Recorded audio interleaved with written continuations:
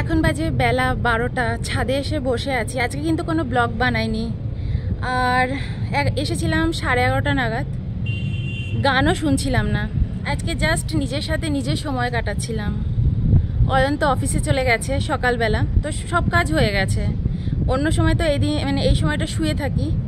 আজকে ছাদে চলে এসেছি, ভাবলাম নিজের সাথে একটু সময় কাটাই। তো নিজের সাথে সময় কাটাচ্ছি। যখন এখানে এসে বসলাম না, আজকে ভেবেই এসেছিলাম কোনো গান শুনবো না। আজকে কিন্তু খুব আকাশটা অন্ধকার, তাই একটু অন্ধকার অন্ধকার আসছে হয়তো। তো এসে নিজের সাথেই সময় কাটাচ্ছিলাম। যখন এসে বসছিলাম না, তো ভেবেই এসেছিলাম কোনো গান তো শুনবো না। তো কোনো গান শুনছিলাম না, চুপ করে বসে দেখছিলাম চারপাশটা। আর হাজারো একটা চিন্তা না মাথার মধ্যে একদম ঘুরপাক ঘুরপাক খাচ্ছে। এই চিন্তা ওই চিন্তা, যাদের পছন্দ করি না তাদের চিন্তা, যাদেরকে পছন্দ করি তাদের চিন্তা, ভবিষ্যতের চিন্তা, সব কিছুর চিন্তা। তারপর হঠাৎ করে কি হলো বলো তো, মাথাটা একদম ব্ল্যাঙ্ক হয়ে গেল, খালি হয়ে গেল। দাঁড়াও, খুব হাওয়া, এত হাওয়া ছাড়ছে না, কেটে দিলাম, তাই কিছু শুনতে পাবে না। তো মাথাটা না পুরো ব্ল্যাঙ্ক হয়ে গেল। কিছুক্ষণের জন্য যেন মনে হলো আমি কিছুই ভাবছি না, জাস্ট চুপ করে বসে আছি, কিচ্ছু ভাবছি না। হয়তো এটাকেই মেডিটেশন বলে। এরমভাবে কখনো ট্রাই করে দেখো। কিচ্ছু করবে না, কোনো গান শুনবে না, কোনো কিছু করবে না। প্রথমে না মাথার মধ্যে অনেক কিছু চিন্তা আসবে, নানান চিন্তা, পাগল পাগল লাগবে, এত রকমের চিন্তা। হয়তো অন্য সময় তুমি এত কিছু চিন্তা করছোই না। যখন এরকম খালি বসবে না, একা বসবে এরকম নিরিবিলিতে, অনেক রকম চিন্তা আসবে। তারপর দেখবে একদম মাথাটা খালি হয়ে গেছে, দেখবে খুব ভালো লাগবে। আমার না খুব ভালো লাগছে। তো ভাবলাম এটা শেয়ার করি তোমাদের সাথে। আজকে কেন আমি ব্লগিং করছি না, আজকে জাস্ট এমনি বসে আছি। আজকে নিজের সময় নিজের সাথে সময় কাটাবো ভেবেই রেখেছিলাম। আজকাল যেন আমি সকাল 4টের সময় উঠছি, উঠে চুপ করে বসে থাকছি। একটা সময় না আমি খুব মেডিটেশন করার চেষ্টা করেছিলাম, অনেক আগে, তখন আজ থেকে 4-5 বছর আগে। আমাকে আমার দাদু বলতো ছোটোবেলায়, মেডিটেশন করবি, তোর জন্য মেডিটেশন খুব ভালো। কিন্তু না আমি চেষ্টা করেছিলাম, আমার না বিভিন্ন রকমের কী সব যেন খেয়াল ফেয়াল আসতো। কীরম বলো তো, অয়ন তখন অফিসে চলে যেত, আমি বসতাম, স্নান টান সেরে এসে বসলাম, চোখটা বন্ধ করলাম। আমি না দেখতাম চোখের সামনেটা না পুরো অন্ধকার হয়ে গেছে, কোনো চিন্তা আসছে না মনের মধ্যে। কিন্তু মনে হতো কি সারা ঘরের মধ্যে না কেউ হেঁটে বেড়াচ্ছে, অনেকগুলো পা, পায়ের আওয়াজ। খালি পায়ে হেঁটে বেড়ালে যেরকম লাগে, একদম নিস্তব্ধ, সেরকম মনে হতো। তো ওর পর থেকে না আমি মেডিটেশন করা ছেড়ে দিয়েছি। আমি না খুব ভয় পেতাম। তা আমি অয়নকে বলতাম যে আমি না খুব ভয় পাই, জানো। অয়ন বলতো ভয় পাও কেন, ওরমভাবেই করবে। কিন্তু না, আমার খুব ভয় লাগতো। যেই চোখ খুলতাম না, মনে হতো যেন সব কিছু নর্মাল, বাইরে দিয়ে আলো আসছে, আমি রাস্তা দিয়ে কোনো গাড়ি যাচ্ছে, আমি আওয়াজ শুনতে পাচ্ছি। কিন্তু যখন আমি চোখ বুঝতাম, ওরকম হয়ে যেত, একদম কোনো আওয়াজ পেতাম না। শুধু মনে হতো যে চারপাশে কেউ নেই, রাস্তায় কোনো কিছু নেই, যেন অন্ধকার আর অন্ধকার, কোনো ব্ল্যাক হোলের মধ্যে আমি চলে যাচ্ছি। আর ঘরের মধ্যে যেন কেউ হেঁটে বেড়াচ্ছে। দেখো, আজকে আমি কোনো ব্লগ করছি না, তোমাদেরকে গুড মর্নিংও জানালাম না, জাস্ট কথা বলছি। ভাল লাগলো বললাম। যদি দেখি এডিটিংয়ের সময় ক্লিপগুলো দিতে ইচ্ছা করছে না, কেটে দেবো। আমি এরকম ক্যামেরার সামনে কিন্তু অনেক কথা বলি, মনের অনেক কথা, মনের মধ্যে যা চলে বলতে থাকি, তারপর কেটে দিই এডিটিংয়ের সময়। না, রাখবো না। কে কী ভাববে, কে কীভাবে নেবে, কে কী বলবে, সারাক্ষণ ভাবি কে কী ভাববে, কে কী বলবে, কত লোক শুনছে, না জানি কীভাবে নেবে। সবসময় একদম পারফেক্ট থাকতে হবে, নিজেকে জাহির করলে চলবে না, নিজের কোনো কিছু বললে চলবে না। মেকি দুনিয়া, মেকিভাবে বাঁচো। আমি জানো তো লাইফে না খুব একটা বন্ধুবান্ধব করতে পারি, কিন্তু না রাখতে পারি না আমার সাথে।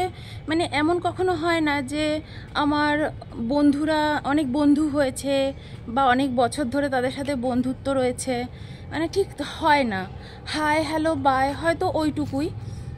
আর কিছু ছোটোবেলার বন্ধু আছে, 2-1 জন, একদম ছোটোবেলার, তখন হয়তো ওই 4-5-এ পড়ি, তখনের বন্ধু, এখনও বন্ধু আছে তারা, এছাড়া নতুন কোনো না বন্ধু হয় না আমার। এখনকার দিনে না মানে খুব ভালোভাবে বাঁচতে গেলে খুব ডিপ্লোম্যাটিক হতে হয়, নইলে না খুব অসুবিধে হয়। মানে আমার বর অন্তত আমাকে সেটাই বলে যে দরকার কি কিছু কাউকে বলার, সাদাকে সাদা বলার দরকার নেই, কালোকে কালো বলার দরকার নেই, বলবে গ্রে, ব্যাস। কিন্তু আমি না কিছু গ্রে বলতে পারি না। আমার সাদাকে সাদা বলে ফেলি, কালোকে কালো বলে ফেলি, মিডিলে যে গ্রেটা আছে ওটা আমি বলতে পারি না। আর বলতে পারি না বলে না আমার সাথে কারোর বনে না, কারোর সাথেই বনে না। ওই ছোটোবেলায় বললাম না যাদের সাথে বন্ধুত্ব ছিল এখনও আছে, ব্যাস তারাই আছে, আর কেউ নেই। তোমরা যারা আমাকে শুনছো তোমরা হয়তো ভাবছো হঠাৎ করে ওনার কি হলো, উনি এগুলো কেন বলছেন। বাট কখন বলবো, আর যখন মনে আসছে তখনই তো বলবো না, আর কখন বলবো। মনের মধ্যে চলছে তাই বলছি, নো রিজন, কোনো রিজন খুঁজতে যেও না, জাস্ট এমনি। আমার বলার মতন লোকের খুব অভাব, তাই ক্যামেরার সামনে বলছি। একা একা আছি তাই বলছি, কোথাও একটা ডকুমেন্টস হিসেবে রাখছি যে আমি এই সময় এই কথা ভেবেছিলাম তাই বলছি। ঠিক এই কারণে না আমি আমার অনেক কাছের আত্মীয় স্বজনের সাথে আমার কোনো রিলেশন নেই। আমাকে কেউ যদি পিঞ্চ করে কোনো কথা বলেছে আমার সামনে, আমি হয়তো খুব ভদ্রভাবে তার সাথে কথা বলেছি, আমার সাথে খুব পিঞ্চ করে কথা বলেছে, কিছু শুনিয়ে শুনিয়ে কথা বলেছে, আমি কিছু বলি না। কিন্তু একদম সেই দিনই তার লাস্ট ডেট, কিভাবে ইগনোর করতে হয় আর কীভাবে তাকে লাইফ থেকে সরিয়ে দিতে হয় এইটুকুই আমি শুধু খুব ভালো পারি। তার সাথে রিলেশান তো আর রাখি না। হ্যাঁ, তাকে কোনো কটু কথা বলি না, কোনো খারাপ কথা বলি না, কিন্তু তার সাথে আমি কোনো রিলেশান রাখি না। এটা একদম আমার মধ্যে রয়েছে, এর জন্য না আমার সাথে কারুর বনে না। ওই যে একবারও যদি কেউ আমাকে কিছু সামনে দাঁড়িয়ে উল্টোপাল্টা কিছু বলে না, আমি তার সাথে আর সম্পর্ক রাখি না। এতে না কি হয় জানো তো, নিজেকে না খুব হিপোক্রেট মনে হয়। পিছনে তো সম্মান করতে পারছি না, সামনে বসে কথাও বলতে পারি না। কিন্তু অয়ন পারে, মোটামুটি অয়ন এই জিনিসগুলো মোটামুটি করতে পারে। অয়ন বাইরে মেশে 10টা লোকের সাথে, ও হিপোক্রেট নয়। কিন্তু আমার মধ্যে এই গুণাগুণগুলো নেই জানো তো, মানিয়ে নেওয়া বলে, আমি এটাকে পারি না। ঠিক আছে, দূরত্ব রাখা খুব ভালো জানো তো, যার সাথে না বনে দূরত্ব রাখা খুব ভালো। তো কখনো কখনো খুব মনে হয় খুব ডিপ্লোম্যাটিক হয়ে যাই, কি যেটা হতেই পারি না সেটা কি করে হব। তোমাদের সাথে এরকম হয়েছে কি না আমাকে বলো, যে অনেক ছোটোবেলা থেকে না আমার মধ্যে আমি না খুব মানুষ চিনতে পারি, মানে আমি না মানুষকে খুব অবজার্ভ করতে পারি ছোটোবেলা থেকেই। ছোটোবেলা আমার মনে আছে আমার মা এমন এমন লোকের বাড়িতে আমাকে নিয়ে যেত, দ্বিতীয় দিন আমার তার বাড়িতে যেতে ইচ্ছা করতো না। কিন্তু ধরো ফর্মালিটির খাতিরে বা অনেক সময় নেমন্তন্ন হচ্ছে, অনেক কিছু তো দরকার পড়ে, যেতেই হবে। আমি না কিছুতেই যেতে চাইতাম না ছোটোবেলা থেকে। তখন কোন ক্লাসে পড়ি, 5-6। মা বলতো কেন যাবি না, যেতেই হবে। আমি বলতাম না, আমি যাবো না, আমার ওদের পছন্দ না। হ্যাঁ পছন্দ না, এখন থেকেই পছন্দ শিখে গেছো। কিন্তু না বিশ্বাস করো, তাদের বাড়িতে যেতে আমার একদম পছন্দ হতো না। ইভেন আমি এখন স্টিল নাও, আমি কিন্তু এখনও তাদের পছন্দ করি না। কিন্তু এখন আমাকে কেউ আর জোর করতে পারে না। তোমরা হয়তো মনে করছো যে তোমাকে দাঁড়িয়ে কেউ যদি তোমাকে ভুল বলে তাহলেও তোমার খারাপ লাগে, তাহলে তুমি তার সাথে কথা বলো না, তাহলে তো তুমি ঠিক ভুল করলেও কেউ তোমায় কিছু বলতে পারবে না। না, কি আমি যদি কোনো ভুল কাজ করি অবশ্যই আমাকে বলবে। কিন্তু আর কেউ কোনো শুনিয়ে শুনিয়ে কথা বলছে, হ্যাঁ হ্যাঁ তোরা তো ভালোই আছিস, ভালো জায়গাতেই আছিস, ব্যাঙ্গালোরে আছিস, সে বড় বড় ব্যাপার, এই ধরনের কথা আমার শুনতে ভালো লাগে না। কোনো কিছু পিঞ্চ করা, ওই ধরনের জিনিস ভালো। ভুল করলে বলো, সামনে দাঁড়িয়ে থাকে বলো যে এটা আমার ভালো লাগলো না, এটা তুই ভুল বলেছিস। কিন্তু কেউ যখন আমাকে এটা খুব ফিল করাতে চায় যে তুমি নিজেকে কিন্তু বিশাল কিছু ভাবছো, তুমি কিন্তু তা নও, আমার খুব খারাপ লাগে। বিশাল কিছু ভাবা আর আত্মসম্মান এইগুলোর মধ্যে কিন্তু অনেক পার্থক্য আছে। তো এগুলো আমি খুব মনে মনে ভাবি। যাই হোক, এটাও ক্লিয়ার করলাম। ছোটোবেলায় 4 বছর বয়সে আমি আমার বাবাকে হারিয়েছি। বাবাকে হারানোর পথে আমি বাবা কী জিনিস আমি কিন্তু আমার লাইফে জানি না কীরকম হয়। হ্যাঁ, অন্যদের দেখেছি, মামাদের দেখেছি, মামারা যখন আমার মানে বোনেদের সাথে মেশে তখন বুঝি বাবা মেয়ের সম্পর্ক কেমন হয়। কিন্তু আমি কিন্তু অনেক ছোটোবেলা মানে 4 বছর যখন আমার বয়স তখনই আমার বাবা মারা গেছিলো। তো আমি জানি না বাবা কী জিনিস। কিন্তু এর জন্য না আমি অনেকে আমাকে না মানে খুব শাসনটা আমি খুব পেয়েছি, মানে ভালোবাসার নামে শাসন বলে না, ও আমি অনেক পেয়েছি। তারপর ওটাকে আবার ভালোবাসা বলে চালিয়ে দিয়েছে। কিন্তু একটা জিনিস মনে রাখবে, ভালোবাসা হয়, শাসন হয়। যে তোমাকে ভালোবাসবে না সে তোমাকে শাসন করলে তোমার কখনো খারাপ লাগবে না। তুমি বুঝতে পারবে যে হ্যাঁ সে আমাকে ভালোবেসে বলছে, সে কিন্তু আমাকে অন্য সময় ভালোবাসে, এখন সে শাসন করছে। বাট ছোটোবেলা থেকে আমার সাথে এরকম কখনো হয়নি। আমি যখন বড় হয়েছি নিজে অনেক কিছু পেয়েছি, কিন্তু আমি নিজে দেখেছি আমাকে সবাই বোঝাতে চলে এসছে তুমি যা পেয়েছো তুমি কিন্তু তা ডিজার্ভ করো না, পেয়ে গেছো। কত বড় বড় লোকেরা আছে তারা কিছু পাচ্ছে না, তুমি এত কিছু পেয়ে গেলে।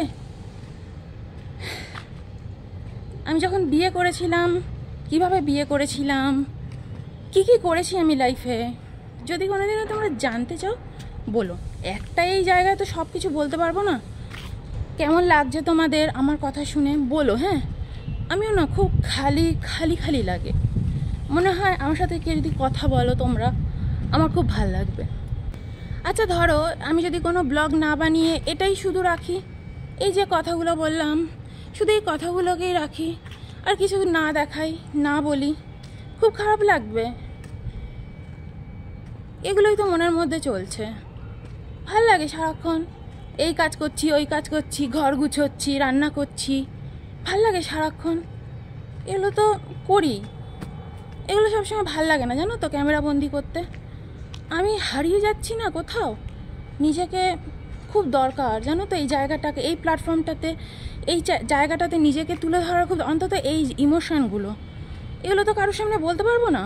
তোমরা হয়তো দুটো গালাগাল দিতে পারবে আমাকে, খারাপ লাগবে, আমার গায়ে লাগবে না, কিন্তু তবু মনে হবে কি বলো তো, আমার কথাটাও 10টা লোক শুনলো। গালাগালটা তো তুমি তখনই দেবে না যখন তুমি আমার কথাটা শুনবে, তোমার খারাপ লাগবে।